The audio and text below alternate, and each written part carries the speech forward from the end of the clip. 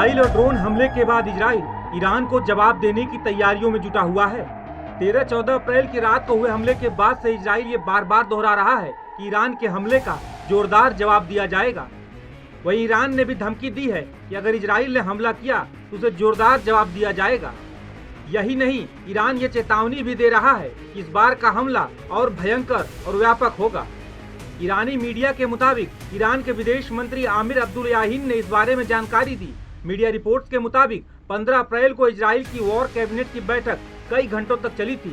इस बैठक में ईरान के खिलाफ जवाबी हमला करने का फैसला लिया गया है। इसके साथ साथ इजरायली कैबिनेट की इस बैठक के दौरान राजनयिक और सैन्य विकल्पों पर भी विचार किया गया है।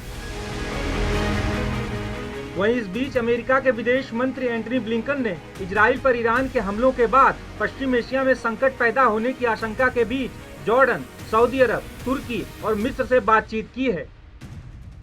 इसके साथ ही अमेरिकी रक्षा मंत्री लॉयड ऑस्टिन ने भी सऊदी अरब और इजराइल के रक्षा मंत्रियों से बात की है। वहीं अमेरिका के राष्ट्रपति जो बाइडेन ने G7 देशों से ईरान और इजराइल के बीच बढ़ते तनाव को लेकर बातचीत की है। बाइडेन ने जॉर्डन के शाह अब्दुल्ला और इजराइल के प्रधानमंत्री बेंजामिन नेतन्याहू से भी बातचीत की है। इजरायली प्रधानमंत्री से बातचीत के दौरान जो बाइडेन ने इजराइल की रक्षा के लिए अमेरिका की प्रतिबद्धता को दोहराया है।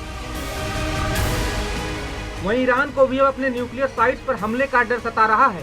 न्यूक्लियर साइट पर इजरायली हमले की आशंकाओं के बीच अब ईरान ने बड़ा कदम उठाया है। इंटरनेशनल एटॉमिक एनर्जी एजेंसी के चीफ राफेल ग्रोसी ने सवाल के जवाब में कहा कि हमें हमेशा इस बात की चिंता रहती है। ईरान में हमारे निरीक्षकों को एक दिन पहले ईरानी सरकार ने बताया कि हम उन परमाणु ठिकानों का निरीक्षण नहीं कर सकते जिनकी हम जांच रोजाना करते हैं। ईरान ने हमसे कहा कि सुरक्षा कारणों की वजह से न्यूक्लियर साइट्स को बंद रखा गया है। कई रिपोर्ट्स में भी ऐसी आशंका जताई गई है कि इजराइल ईरान के परमाणु ठिकानों को निशाना बना सकता है।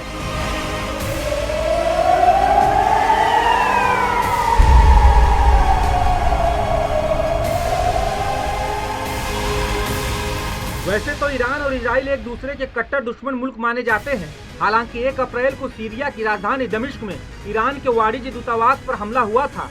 इस भयंकर हमले में ईरान के जाने माने जनरल जाहेदी समेत 13 लोग मारे गए थे। इस हमले के बाद से ही ईरान इजराइल को जवाबी हमले की धमकी दे रहा था।